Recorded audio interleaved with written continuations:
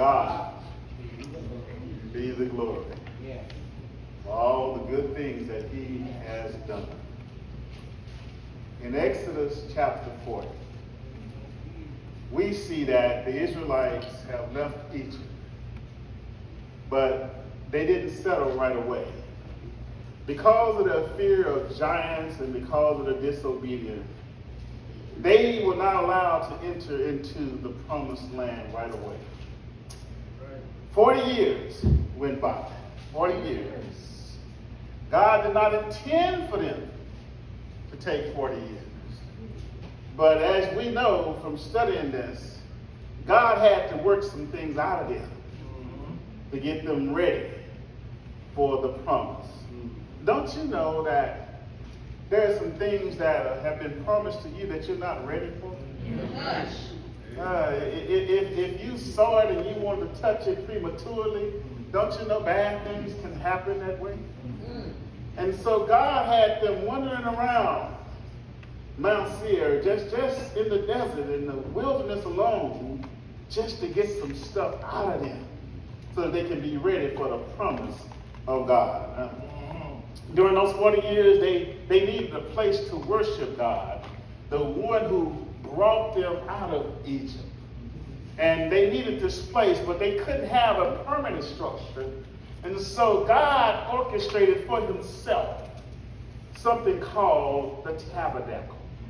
The tabernacle, it was a temporary structure in the wilderness that they could have worship and closeness with the God who brought them out of Egypt.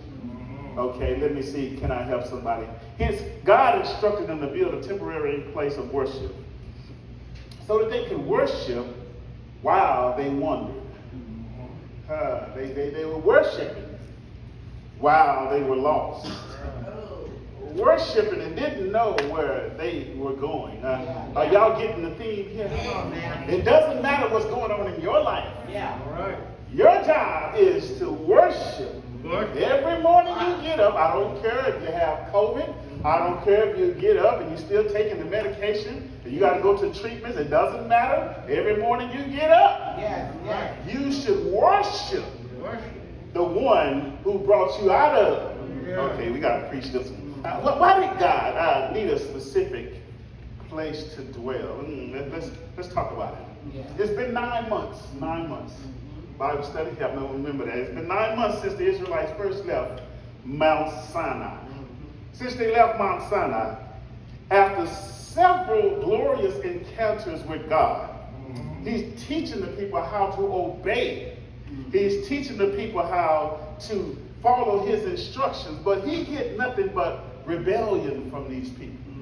He gets nothing but pushback. He called them a stiff-necked people. Don't you know it's just real dishonoring when you give your children something and they don't even say thank you? And they act like that you owe them something else. Have you ever been there? Yeah, it's an ungrateful children of Israel. And so now he's building a structure because he needs them to worship him, the one who brought them out of Egypt. Moses assembles this temple, and he's making it possible for God to dwell among his people. Now, why did he need this? Tabernacle means to dwell. Watch this. Because God did not dwell in human hearts until after Christ died in his resurrection. And so now they needed to physically know that God was with them the whole time. And now he would dwell in this certain place in the Old Testament called the tabernacle that soon became the temple. That soon became us, the body, your temple. The tabernacle, your temple, is where God resides right now. Are y'all following me right now? So this was the precursor to what's going on in our bodies right now. And so we look at this, and there was this place inside called the Holy of Holies. No one but the high priest was supposed to enter the Holy of Holies. But by this time, they were dwelling in this tabernacle. Ever since the fall of man, God has been trying to get his divine plan to get them back together, to join back with man. And he has this plan. And so he brought it through the patriarchs, Abraham, Isaac, and Jacob. He gave them a promise. He said, I'm going to dwell, your people will be my people, I will be their people, and they're going to follow my instructions, and I will give you a land flowing with milk and honey. Yes. I will give you buildings that you didn't even build, vineyards that you didn't even set a grape in. He said, I'm going to give you all this stuff just because you're my people. Okay, let me see. He would be their God, and they would be his people, but they were enslaved. Remember in Exodus chapter 2. They were enslaved and they were far away from God. Now, if you go to Exodus chapter 2, you'll hear that God heard their groanings.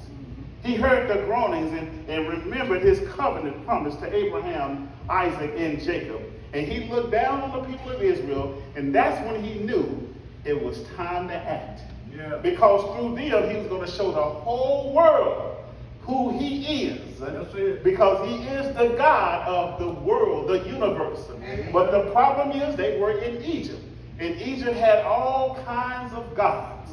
And what he had to do, he had to show his mighty hand. Right. He brought them out with a mighty hand. And every plague that he sent represented to put down one of those gods that they were serving. Amen. Because he was the one who brought them out of Egypt.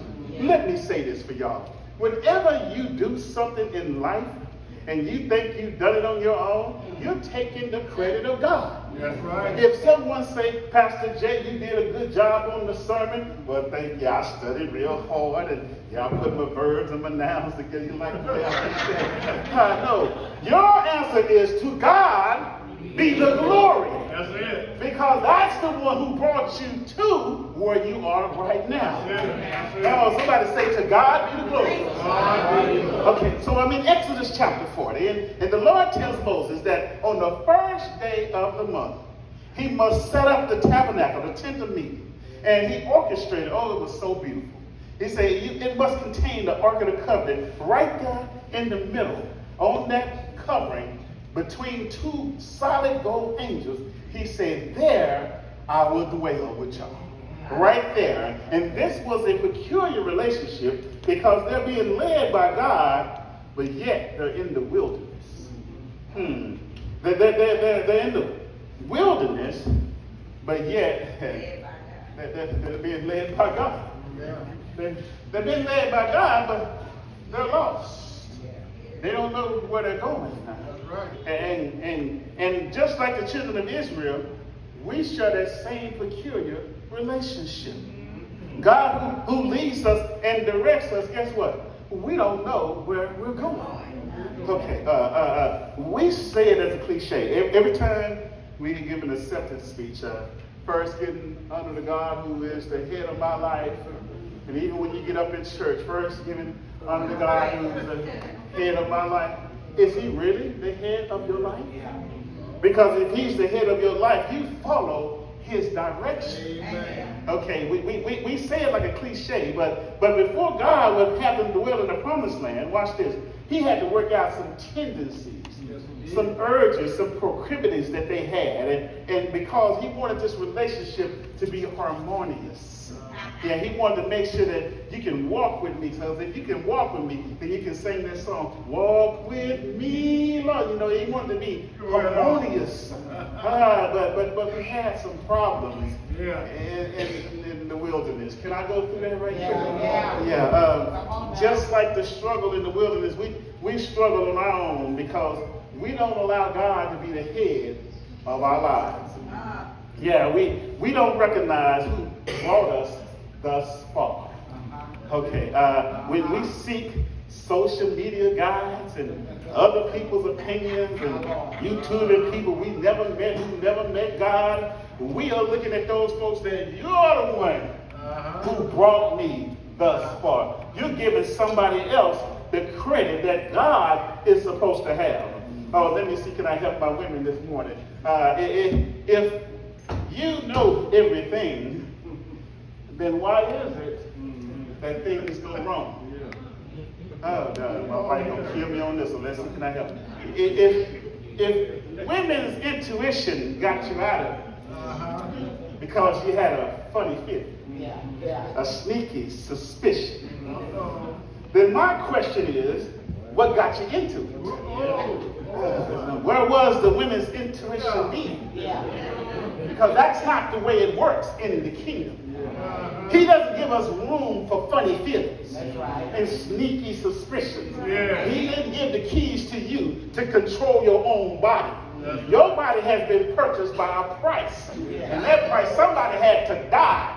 Blood had to be shed in order for you to be God's handiwork. And he didn't give you over to you. He gave you over to himself. And everything you do, every place you go, and everywhere you do it, to God be the glory. Okay, watch this. The truth is that we don't know what's best for us. You don't know what's best for you. Okay, if you did, then why do you have to be brought out? Why do you have to be delivered? Why do you have to be set free? Come on, Mr. and Mrs. Know-It-All. Come on, answer this question for me. If you knew all the answers to the test, why do you have an erase on the end? Preach, boy, I will. Why do you need whiteouts if you got it all together? Watch this. We have to understand that it's God who brought us out because we are worshiping other things besides God. Okay, it was the children of Israel, Exodus chapter 32. Moses had went up on the mountain to get the 10 Commandments into Joshua, and then all of a sudden God looked down and he said, you better go get your people because they're down there acting up. Because they have summoned Aaron and they said, hey, Moses, that man Moses, he's taking too long. Make us something that we can worship. We need something to worship. And then Aaron said, bring me all your gold rings and all your gold earrings. And he put it together and he made this golden calf. Yes, he did. He made this golden calf. That wasn't the kicker of it. The kicker was this, Brother Howard, is that they looked at the golden calf and they said, you are the one who brought us out of Egypt. Oh, it was a slap in the face to God. But can I tell you that sometimes that we do this to ourselves? Because God said, have no other gods before me. Don't make any graven images. But yet we sit up here with our Mercedes-Benz, our German sports cars, we shine it up, we put it in our front yard, and we want people to know that this is the one, that's who represents who I am. Oh, you better recognize, you better say to God be the glory. Because just as good as you got it, he can take it away. Yeah, you can get real good at telling us when you got it, but you don't tell us when you got repossessed. Yeah, you don't tell us when you got foreclosed on. Yeah, but so you're worshiping idols. He said you better recognize that I'm the one who brought you thus far. Just because you drove up in a fine sports car, it doesn't mean anything because you didn't have to wake up this morning. But I'm so glad the old people used to say, I'm glad he touched me with his finger of love because somebody didn't wake up this morning. Their alarm clock is still going off. But I'm so glad that he touched me with his finger of love and did my golden years to go on just a little while longer. Oh, somebody say to God be the glory. So right here, they're on the brink of the promised land.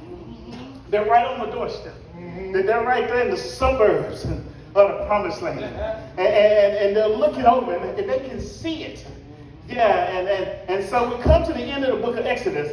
And God really wants them to understand that it was he and only him who brought them thus far. Literally, he would be with them physically. He was the glory of God hanging right there with them.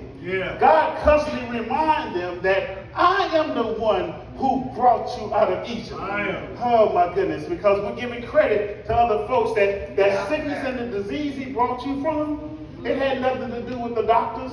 Don't you be praising Methodist is a good hospital. Yes, they are. But they are just a structure. Because a whole lot of folks died at Methodist. You better say to God be the glory. He just used Methodist as the place so he can heal you. He used the doctor's hands, the nurse's hands. That medication that you're taking, they're talking about don't skip your medication. Don't you skip worshiping your God. Because if you skip worshiping God, your medication won't do anything for you. It's to God be the glory. So this tabernacle was temporary. So the Israelites, they did not dictate when they got up. when it was time to pack up. Can I preach this right quick? Yes, sir. Think about it. The Bible said that the glory of the Lord filled the temple and the tabernacle right there. And by day and by night, by day it was a cloud, by night it was fire. And the Bible said that when the cloud lifted, that's when they lifted. Are y'all getting this shit? They said the cloud didn't lift and stay. They stayed. Okay, let me see. Can I give a little history? The tabernacle, it was beautiful. Everything seemed like it was layered with gold and silver. Gold, about a ton and a half of gold, but 2 tons of silver, and then all this brand. They had a whole big structure together.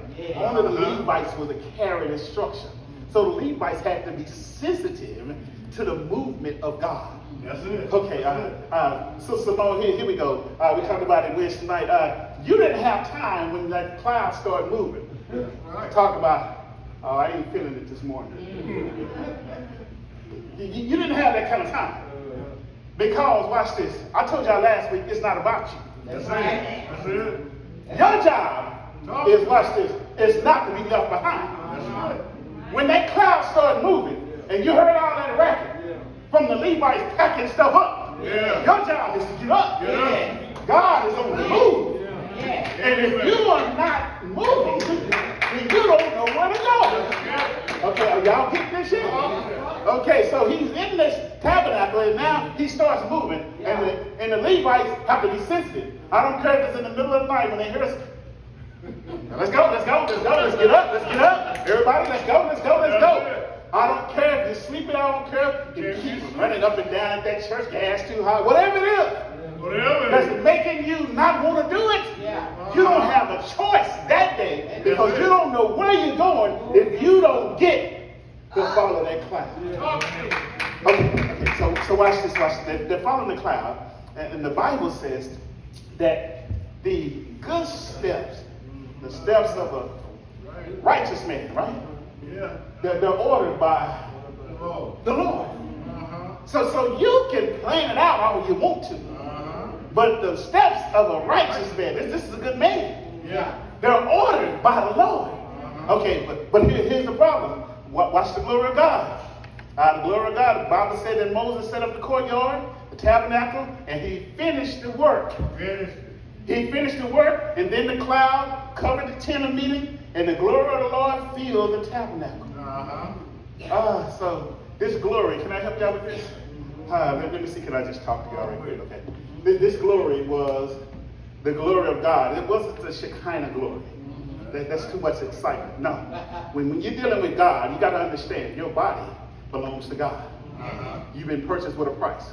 So the glory in Hebrew is called heaviness. Weight. Okay, it's a heaviness, it's a weighty, it's a heavenly influence. Okay. In the tabernacle, the glory of the Lord settled there. And when he got ready to move, everybody moved. That's right. Okay, now that we've been purchased by the blood of Jesus, okay, he dwells inside of us. And when he's on the move, watch this, we have to be like the Levites. We have to be sensitive to God's movements. That's it. Okay, and a lot of folks are feeling like, I don't feel like doing that.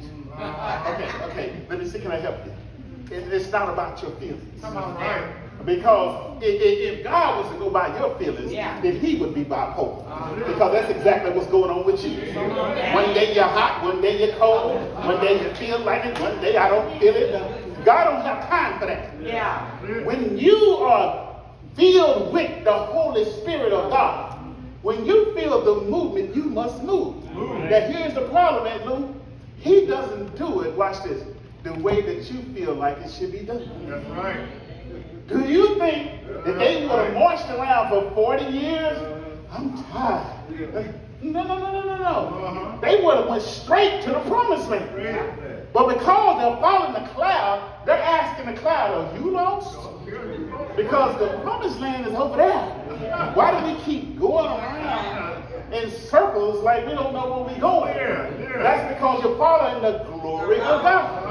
Because see, what you don't understand is that God knows things that you don't know. That's right. That's right. He has, okay, he's already filled you. watch this, he has foresight. That's it. Okay, foresight means that I know what's happening down the road before you even get there. That's it. Okay, can I go there real quick? Okay, every year my family and I, oh, they gonna kill me for this one. We take a vacation. We try to go to the cabins and at least once a year around winter, right? And I like turning on Waze. Okay, on my app phone, I got an app called Waze. And I like turning on Waze because Waze will get me there. Not only will it get me there, it tells me all the bumps in the road. There's a pothole ahead. Okay, well, let me look for the pothole. There's police activity over there. Let me slow down. Okay, there's a car on the side of the road. Okay, let me keep straight. It tells me all the things before I even get there. Now, we've been going, quite a few years. So, at the time, my 12-year-old and my wife, they figure they know where to go. Now, we're traveling to Oklahoma. I don't even know, because we go once a year. I don't even know exactly. I know what road to take, but all the little cuts and no. So we get there, and I guess Waze wasn't good enough for them. Waze said, make a left. And then, no. I said, look now, I'm just following directions. And so they want to tell me better than Waze is. So the whole time I'm ignoring Waze. And they're telling me, turn right here. Y'all remember this right here. I remember that tree right there. Turn it. Okay, and I'm standing following them, I'm listening to them. Waze standing talking to them, but I'm listening to them. Then all of a sudden I end up at a dead end. But I'm looking at them, they looking at me, and I tell you, it looked like they were having a Ku Klux Klan rally. I hurry up and back up out of there because they looked like they wanted to kill everybody in the car. Do y'all understand that? Because I didn't listen to Waze, the way that he was trying to take me, I ended up in a situation that I shouldn't have been in. And that's the way it is with your God. Any time that you're listening to God, and you start listening to other folks, you'll end up taking longer, you'll end up in a mess. If you just follow his ways, he'll lead you, even if you got to go all the way around. Okay, watch this. The Bible said that the glory of God filled the temple, and they didn't get up and all of this. And here's my last point. Y'all ready for this? It seems like the worse they did, the better God was. Do y'all understand that? That's just, it seemed like they did so much wrong, and he still was faithful to them. Amen. Okay, here we go. So let me show you how faithful they are. Even though they're lost, they're lost. They're walking. The Bible said that their feet didn't swell. That's right. See, yours gonna swell after you get through eating those ribs. But the Bible said that their feet didn't swell. And their clothes didn't wear out. And watch this, Brother Russell. They didn't even stumble when they were walking through the wilderness 40 years. So even though it seems like you lost, the good thing is that God is still with you. Okay, somebody say, to God be the glory. Even though it feels like I got sickness in my body, guess what? I'm still with God. God is still in control of my life. Because watch this, if you're sick, watch this, he know that you needed to be sick. Because there's some places that you would have went if you were well that you had no business into. If you're broke right now, guess what? That's where you should be. Because he know what you were going to do with all that money that you had. Yeah, so whenever you're traveling with God, wherever you are, right at that moment is right where you need to be. But Pastor, this is the worst I've ever been. But this is the best God's ever been. Because you should have been dead, sleeping in your grave. But God woke you up with that cloud. Somebody say, to God be the glory. Every morning I look up at the clouds. Watch this. The Bible says that in the daytime it was a cloud. And in the nighttime it was fire. So what y'all don't understand is that in the desert, it got real hot. Oh, it got real hot, but not for the children of Israel, because they had a cloud to block the sun during the daytime. And then in the desert, at night it got freezing cold. Oh, you can suffer from hypothermia in freezing cold, but guess what? They had a pillar of fire to keep them warm. God kept them, even though they were disobedient, even though they wouldn't come to church halfway, read their Bibles. But guess what? the glory. I'm so glad that he keeps a stiff-necked people. Aren't you glad today? Somebody say, won't he do it for you? Won't he lift you up? Won't he turn you around? Won't he place your feet on solid ground? Won't he put food on your table? Won't he give you a hope in sorrow? Won't he give you joy for tomorrow? Somebody say, won't he do it? I know I've been disobedient. Somebody say, won't he do it? I've been lost trying to find my own way. Somebody say, won't he do it? Won't he bring you back? Why don't you listen to his way? Quit listening to other folks. They don't even know the God that you serve. Somebody lift up those holy hands. Father, I stretch my hands to thee. If you want to leave me in circles, go ahead. As long as you keep your hand on me. Somebody say, to God be the glory. To God be the glory. For the good things that he has done. I need to hear my granddaddy say, bread of heaven. Feed me till I want no more. He said, I am weak, but thou art mighty. Hold me without power for him. He said, next time that you come to this church, don't you talk about what you did, what the pastor did, what the choir did. You go home and you tell them, to God be the glory for the good things that he has done. God bless you and may he keep you. That's my prayer.